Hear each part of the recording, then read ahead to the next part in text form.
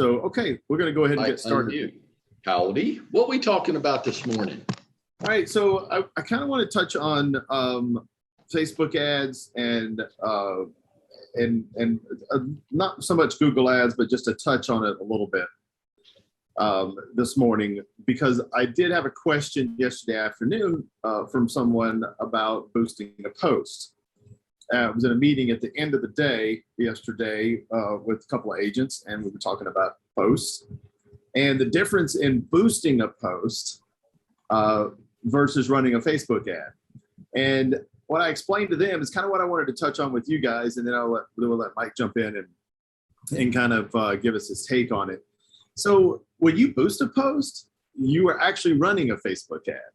It's pretty much the same thing, except it's more organic and you have less control. You can't micro control. You can't go through detailed targeting, etc., like you do with a regular Facebook ad. Mainly made for convenience, but I tell you this because you need to know that it works. It still works. It's going to show up in your audience's feed just like looking much more like a regular post, because it is a post. It's a post that you made. Now you have to make it. You still make it on your business page or your business account, because you still have to have a Facebook ad account in order to boost it, because they need your credit card in order to charge you. So when you boost a post, you're basically kind of sneaking into those folks' feed who weren't expecting it. And I'll give you an example of it working locally here, and actually in this office with me. I boosted a post to do something about a month or so ago, and I expected a small response from this boosted post, something for the city of Roswell here, and instead I got a little bit of hot water because I expected 20 to 25 extra signups for something and got 151, and the city kind of slapped my hand a little bit and went, "Dude, what are you doing?" And I said, "You got 151 extra customers out of it." And yeah, we're not ready for it. So it works. People actually saw that post that would have never, ever seen that post in the city of Roswell. And they took action and they signed up just off of the post. I didn't run a fancy ad at them. I didn't go into a whole bunch of detailed targeting. I just put good content in front of them. So if you create good content, and we're all creating good content, right? Then when you push that content out there, if you can get it out to other folks through a boosted post, and we're talking $7 to $8 a day for 4 or 5 days on a boosted post, it can yield results for you. Rob, that's a good question. How do I know what the right amount of money to spend on Facebook ads is? Well, that's a varying number. It is a good question. It's a varying number. It depends. If you're Coca-Cola, you're going to spend millions of dollars because you're trying to reach hundreds of millions of people. If you are me in the city of Roswell running that boosted post, $7 or $8 a day got me 15 times what I expected or needed in results in a matter of 4 or 5 days. So the smaller the audience you're trying to reach, the smaller the amount of money you need to spend. So if you're farming an area and you are like hyper focused on just Roswell and a 15-mile radius of Roswell right here and only folks right here buying, you're not trying to advertise to all of Metro Atlanta where there's millions and millions of people, then you're going to spend much less money doing that. Okay, so I'm going to tease Rob a little bit because he just gave us the answer that people give us in real estate. I asked him, how much money should I spend on my Facebook ads? And he never answered the question. I know I'm not Coca-Cola. I got that figured out. So here's my answer for it. You don't know what's going to work. You have no idea, and I have no idea.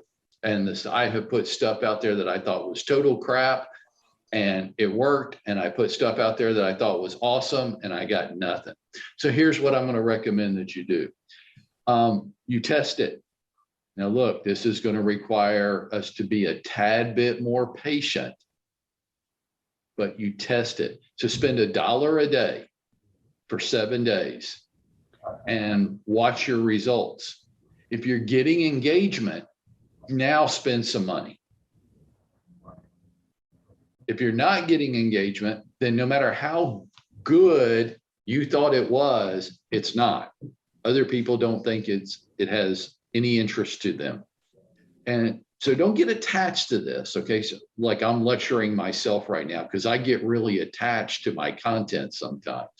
I'll think, how smart am I? Like how good, I can't believe how good I am. And I get nothing, crickets, 0. And then I'll get depressed. And don't get attached to that stuff. So I'll create relevant content. What's relevant? Not to me, to my targeted audience, whoever I'm trying to reach. What do I think they might be interested in? Okay, but do I know if they're going to be interested? I don't know. So I'm going to spend $1 a day for 7 days, and I'm going to watch the engagement. If I'm getting good engagement, now I'll spend more. How much more? Okay, Rob, so let's see if we can get a specific answer from him out of this. If I got good engagement from that little test, now how much should I spend for the next 30 days? $5 a day. $5 a day. I would agree. For those of you who are risk intolerant, which is probably most of you, you're cheap, you're tight. When we talk about spending money, and I almost never do, this is March Madness, right? So this month, we're talking about different ways you can invest in your business to grow it. And then the other 11 months, we're going to talk about free. Okay. So don't run around Atlanta telling people I'm telling you to take out a second mortgage on your house and pour it into your real estate business. I'm really not. But for 1 month, for March Madness, we'll talk about spending money because it can be valid. For those of you who are risk intolerant, which means you are tight, you are cheap. When we talk about money, all you can think about is how much that cost. Okay. $5 a day. Oh my God, $150 for the month? Yeah, cheapskate, a whole $150 so you can make $10,000 per transaction. For those of you who are more risk tolerant, and here's how you know, I just think about how much I can make. So if something costs $10, do I make 11? Then I do it. So most of us fall into one of the two categories. We either get real focused on the expense or we get totally focused on the result and whatever it is. Okay, if you're more risk tolerant, go $15 a day. But only after you test it. Rob, do you disagree with that? No, I mean, I am a fan of increasing it in increments because here's the thing with the cost and your return on your ad spend, your ROAS. There's only so much inventory to be served up. So if you're working a small area and you are continually throwing money at it, think of it like the vegetable aisle at the grocery store. There's only so many cans of green beans that are going to fit on that shelf. Doesn't matter if you roll in there with 40 pallets of green beans, only so many can go on that shelf. Only so many ads can be served up or boosted posts could be served up into folks' inventory because there's just no more inventory because guess what? You're not the only person trying to do that. So I mean, I would increase it incrementally, but yeah, you could get to $15 or $20 a day. Right. Now, let's extrapolate this just outside of Facebook ads. Are Facebook ads valid? Sure they are. Boosted posts are valid. Sure they are. Google ads, valid. Absolutely. Targeted ads, retargeting, all this stuff is very valid.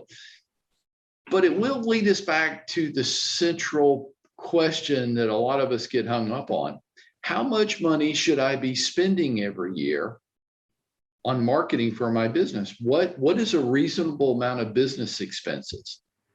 Now, look, I'm going to have a little fun with some of you this morning because you think you shouldn't have any business expenses at all.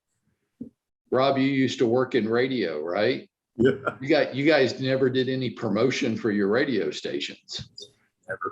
Never. People just knew which station to tune to. I don't know how they know that, but no, all businesses spend money marketing themselves. You hear it different ways, like you have to spend money to make money, but it doesn't really answer the question, well, how much money should I be spending? What's reasonable? I'm going to offer you a formula for this.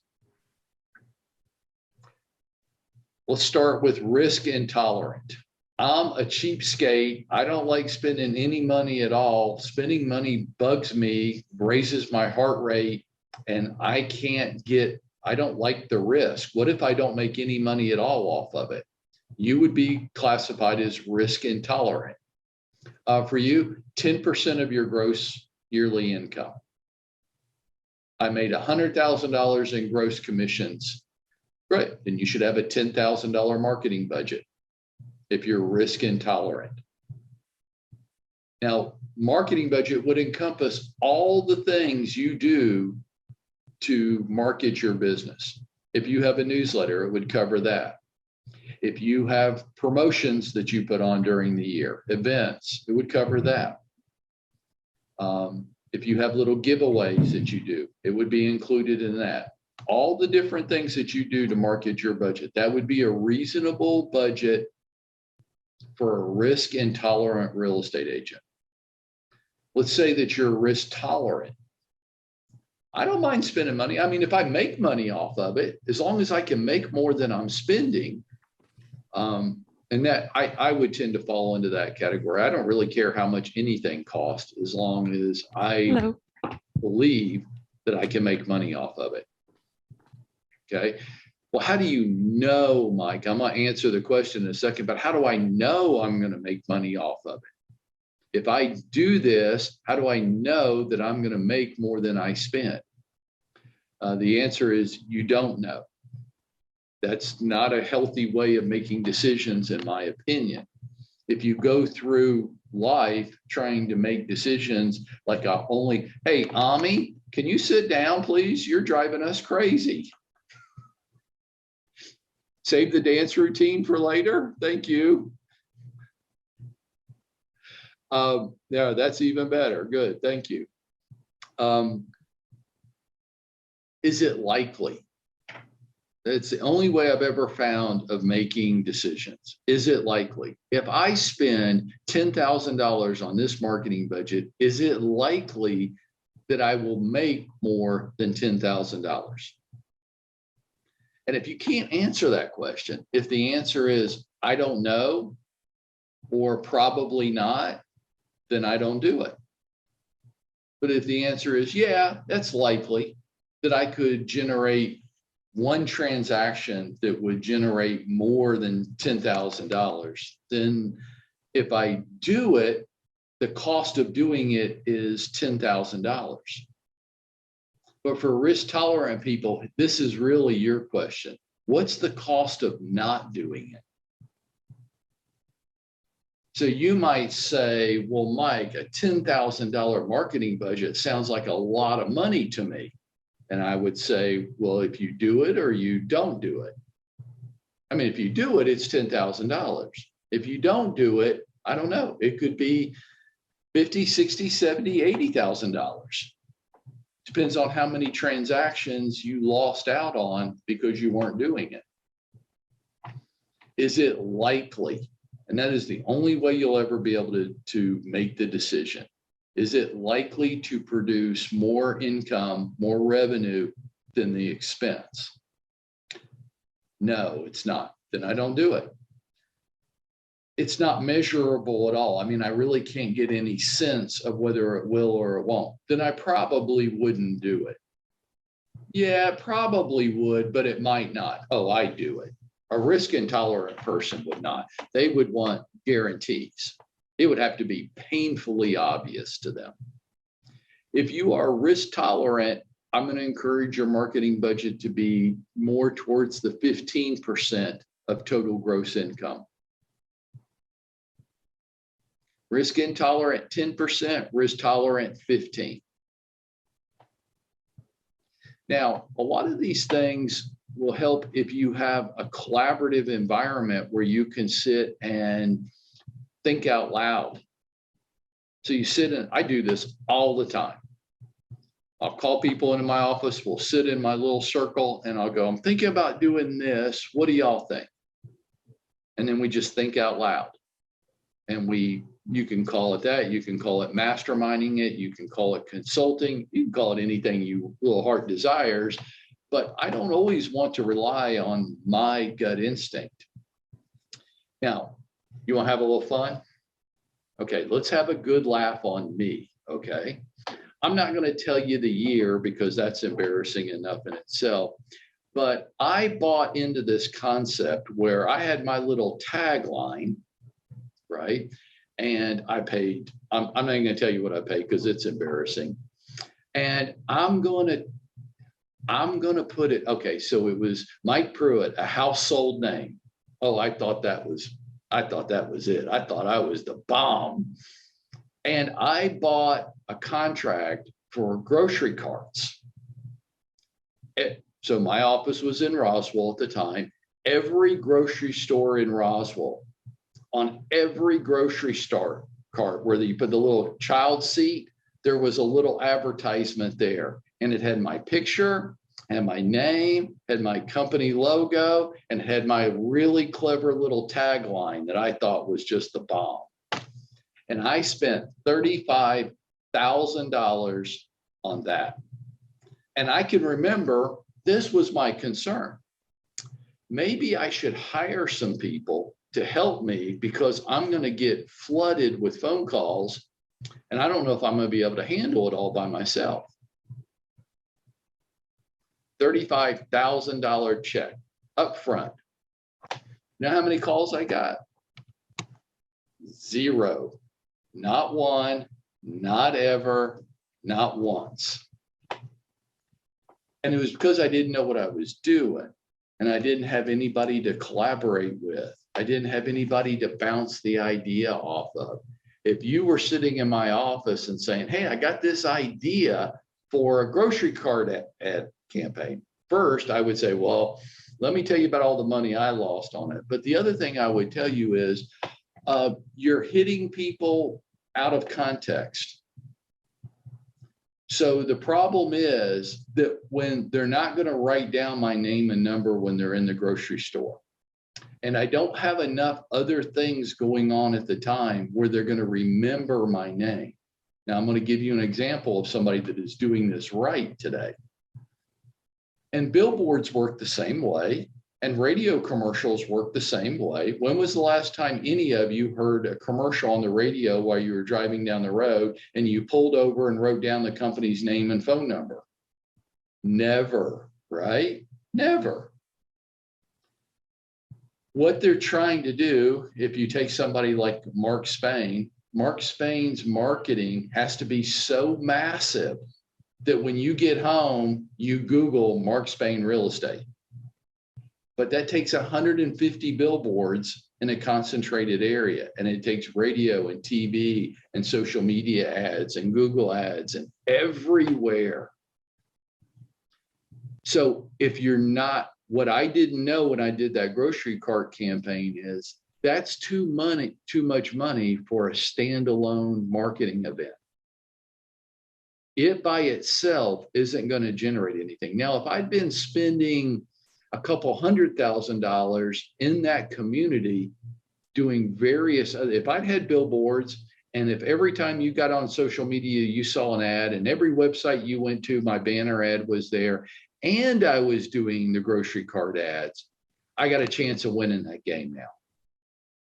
But just to drop $35,000 on grocery cart ads, that was stupid. But I didn't know better. And I didn't have anybody around to help vet ideas out with. So what I want to encourage you to do is think about Are you investing in yourself at the appropriate level? And do you have somebody around you that you can sit and vet your what seems like good ideas out just to make sure they really are good ideas? Do you have somebody like Rob that you can talk to? Does your broker, or if you work here, will you come talk to me about it? Between the two of us, we'll help you vet out whether is this likely to work or not, because sometimes that's so hard to answer. Is it likely to work? Between the three of us, I think we're going to get that guess mostly right most of the time. Rob, back to you. All right. So one little tidbit I want to throw out there for you guys on this call today is basically what you're doing when you're running these Facebook ads or boosting a post or even run a Google ad is you're just, walking up and tapping these folks on the shoulder and saying, hey, don't forget I exist. Don't forget I exist. And they keep, every time it pops up and shows them, don't forget I exist.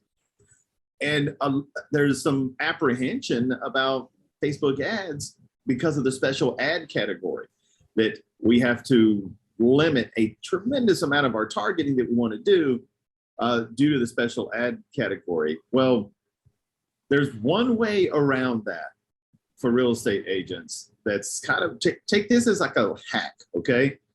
As a loophole. So you can run a boosted post or an ad on Facebook as a real estate agent without running the special ad category if and only if it is about a customer's rights or responsibilities for dealing with the Fair Housing Act. So every once in a while, first of all, learn about the topic. Every once in a while, create a little piece of content about the Fair Housing Act and run that really targeted. It's a really good way to just tap them on the shoulder and go, hey, don't forget I exist. Yeah, it's not your typical real estate content that you may be posting on a daily, regular basis, but it gets you around that special ad category and lets you tap them on the shoulder every once in a while. And when they see that, plus the other content that you're throwing at them, casting a wider net with that ad category, it's just it's a kind of a loophole, kind of a hack. So that's for you guys on this call. Make some of that content and get it out there and boost it. You'll get good response off that. Okay, so I think we're going to talk more about this tomorrow at Connect, Mike. We're going to do a little deep dive on Facebook ads and Google ads. So if you hadn't made plans yet, guys, make plans to be there tomorrow. Yeah, it's March Adness. As we finish up this morning, I'm going to do my Ami imitation, okay? All right, guys, have a great Tuesday. Bye.